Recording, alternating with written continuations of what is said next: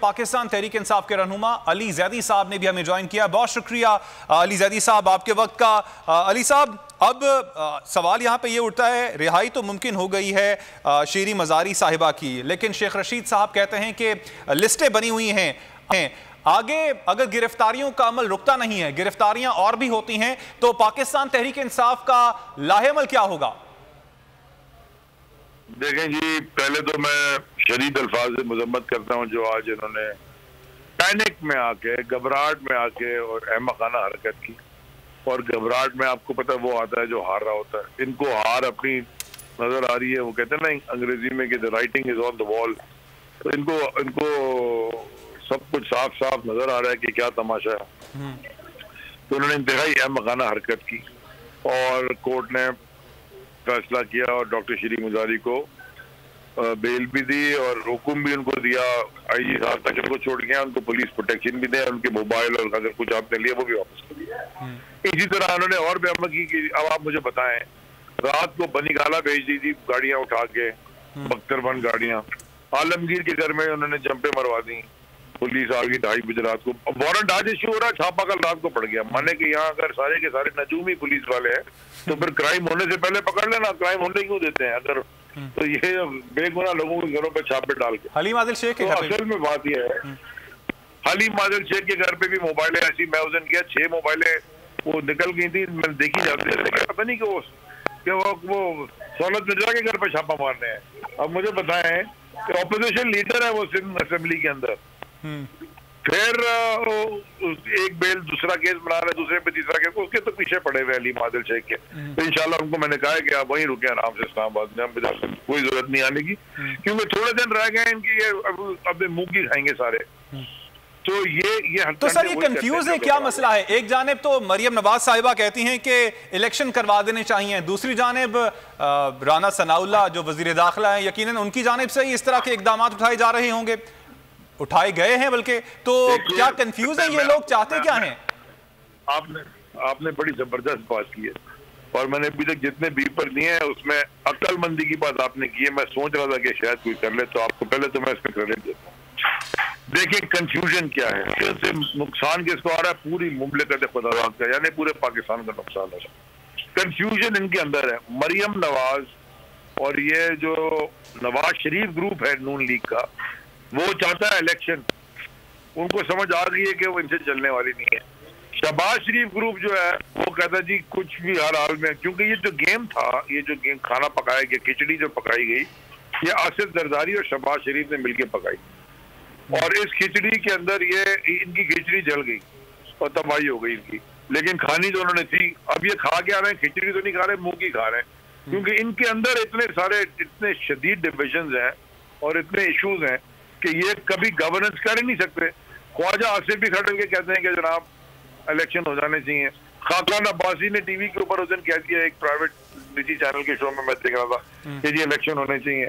मेरा कहना है कि इनके अंदर कोई अंदर sync, they are not in sync with each other, यानी कि कोई मुशावरत नहीं है और टीवी के ऊपर आके अलग अलग अहमकाना बातें कर रहे हैं। हमने तो पहले दिन से कहा था इनके पास मैंडेट नहीं है, ये इम्पोर्टेड गवर्नमेंट है, फॉरेन फंडेड, और इनको इमीडिएटली इलेक्शन कॉल करने चाहिए। इलेक्शन कॉल कराएं, दूध का दूध पानी का पानी हो जाएगा। पब्लिक खड़ी हो गई है, पब्लिक के पास सिर्फ 2 रास्ते थे। एक था पब्लिक के पास 2 चॉइसेस थी, एक दरवाजा था बेकारी का और एक दरवाजा था खुददारी का। उनके माशी दारुल खिलाफा, फाइनेंशियल कैपिटल ऑफ पाकिस्तान, जो रीढ़ की हड्डी है हमारी, उसकी 350 मेगावाट बिजली काट दी। वहां लोड शेडिंग पे लोड शेडिंग हो रही है। हमने बढ़ा के इसलिए दी थी कि ताकि वो कराची में इकोनॉमिक एक्टिविटी बढ़े और लोगों को जरा माश मिले। ये तो दुश्मन है सारे। अभी सिंध में पानी का मसला, जरा आप तारीख उठा लीजिए, जब नून लीग की हुकूमत आई है, सिंध के अंदर पानी का मसला हो जाता है। ये ऐसा क्या है नून लीग की हुकूमत में कि वो जो रोटी कपड़ा मकान दे रहे थे वो पानी भी चुरा लें इनके साथ? हाँ, सो मैं आपसे इनको कुछ नहीं पता क्या करना है। ये बिल्कुल मुल्क को एक अंधे कुएं में लेके चले गए। ये इसके अलावा कोई चॉइस नहीं है कि यहाँ इमीडिएट इलेक्शंस कॉल हो, केयर टेकर सेटअप आएगा 3-4 महीने, जो भी 3 महीने का होता है, इलेक्शंस हो और उसके बाद जो क्लियर कट पब्लिक का मैंडेट लेके आए, फिर वो बात करे। कीमत बढ़ानी भी है, बिजली घटानी भी है या बढ़ानी। सर दूसरी जानिब इसाकदार साहब भी तो यही कहते हैं कि मिफ्ता इस्माइल को वजीर खजाना होना नहीं चाहिए, इनको कुछ पता ही नहीं है। इसाकदार वैसे तो सारे बात से मैं एग्री करता हूँ उसकी। सही। अच्छा अली साहब, आपसे एक और चीज पूछना चाहूंगा, आप क्या समझते हैं अब हुकूमत फंस गई है? खास तौर पे मुस्लिम लीग नून की बात कर रहा हूं, पीडीएम की बात नहीं कर रहा, पाकिस्तान पीपल्स पार्टी की बात नहीं कर रहा कि इस वक्त वजीर आजम पाकिस्तान मुस्लिम लीग नून का है, तो वो फंस चुके हैं। अगर वो हुकूमत करते हैं तो उनसे मुल्क संभाला नहीं जाएगा और इलेक्शन में जाएंगे तब भी वो जाहिर बात है अपनी कारकर्दगी कुछ पेश नहीं कर सकेंगे। दूसरी जानिब अगर वो अभी असम्बलियां तोड़ देते हैं तो इमरान खान के साथ इस वक्त आवाम खड़ी हुई है, तो दोनों सूरतों में ही आगे कुआं है पीछे खाई है। इसमें किसी को शक तो नहीं है, ये तो आपने बड़ा आसानी से कह दिया, मेरे मुंह की बात आपने कर दी, बल्कि पूरे कौम को समझ आ गई है। ये इतने बड़े दलदल में फंसे हैं, मुझे इनके तो फिक्र ही कोई नहीं है, मुझे सिर्फ देखो दो चीजों की फिक्र है। ये तो बिल्कुल दलदल में फंस गए और ये दलदल के अंदर, इसी दलदल में ये खुद ही इनकी जो सियासी सांस जो है ना इनकी बंद हो जाएगी। अल्लाह अल्लाह खैर चला, ये तो आप छोड़। मुसीबत ये है कि दलदल में ये पाकिस्तान को नहीं फंसा दें। इस वक्त मुल्क भी तो एक वाकमार में है ना, एक ये तो पाकिस्तान के लिए भी है, ये भी एक सीट के लिए है ना। इशू ये है, हमें देखिए मुश्किल फैसले वो करते हैं जिनके पास पब्लिक मैंडेट होता है। मैं आपको छोटी सी मिसाल देता हूँ ना, मुझे आपने खान साहब ने सिंध का सदर बना दिया, ठीक हो गया जी। मैं लोगों में गया, पूरी पार्टी में घूमा, पूरे सिंध में घूमा, 4 महीने में मैंने ये पहले अपने लोगों के अंदर ये मैंने प्रूव किया कि मैं ये काम कर सकता हूँ। यानी कि वो या सिंध कूक मार्च हो या लाड़काना का जलसा हो या जितने भी बीच में जलसे हो या लोगों से राब्ते हो, लोगों से जब मैंने ये इसमें एक्सेप्ट हो गई मेरी, यानी कि जो ज्यादातर लोग थे तहरीक इंसाफ के अंदर, मैं आपको मिसालन बात कर रहा हूँ, उन्होंने ये एक्सेप्ट किया कि जी अली जैदी साहब जो है वो इस काबिल है शायद कि वो हमारी सिंध की क़ियादत कर सके। अच्छा, अब ज्यादातर लोग अगर ये ना हो, वो कायल हो जाए कि जी अली जैदी साहब नहीं कर सकते और उसने कुछ 5 महीने में, इसका मतलब है मैं तो सदारत कर ही नहीं सकता, मैं जो फैसला करूंगा उसके खिलाफ हो जाएंगे। आज अगर मैं कोई फैसला करता हूँ, हो सकता है गलती भी करूं, इंसान हूं, लेकिन वो इसको ईमानदार ऑनेस्ट मिस्टेक समझ के, ज्यादातर फिर वो मुशावरत से फैसले होते हैं, वो ठीक होते हैं, एवरीबडी ओन्स इट। ये होता है मैंडेट विद सपोर्ट। जो ये पैराशूटिंग मैंडेट होता है ना, इसकी कोई सपोर्ट नहीं होती।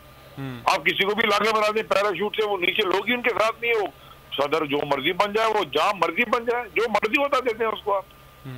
तो इमरान खान साहब के पीछे कौम और आज जो नहीं खड़ा हुआ था वो भी खड़ा हुआ, यानी कि जो दूसरी जमातों के लोग भी, अभी हमारे यहाँ लोकल बॉडीज इलेक्शन हो रहा है, मैं सिंध के दौरे पे हूँ, कितने लोग ऐसे हैं जो कि तहरीक इंसाफ में शमूलियत कर रहे हैं, तो दूसरी जमातों से आ रहे हैं, पीपल्स पार्टी छोड़ के आ रहे हैं, एमक्यूएम छोड़ के आ रहे हैं। अब अभी मैं शक्कर पे था तो जाकिर भाई हमारे वो एमक्यूएम से आए और वो एमक्यूएम से पहले वो इलेक्शन भी लड़ चुके हैं और यूनियन वो चेयरमैन भी रह चुके हैं, वो आ गए तहरीक इंसाफ के अंदर। मेरा कहने का मकसद है कि हर वक्त एक चीज का वक्त होता है और लोगों को समझ आती है। आप कोई भी तारीख उठा लेना इंसान की, मैं इस्लाम की तारीख नहीं, आप इंसान की तारीख उठा लें, चले आप किसी भी नबी की हिस्ट्री पढ़ लें, ये तो नहीं था कि वो अल्लाह ताला ने नबी बना के भेजा और मतलब इस हुकूमत का जाना ठहर गया है, ये कल गई। बहुत शुक्रिया अली जैदी साहब, आपने वक्त दिया बोल टेलीविजन को। सब्सक्राइब करें और बेल दबाएं ताकि कोई खबर रह न जाए।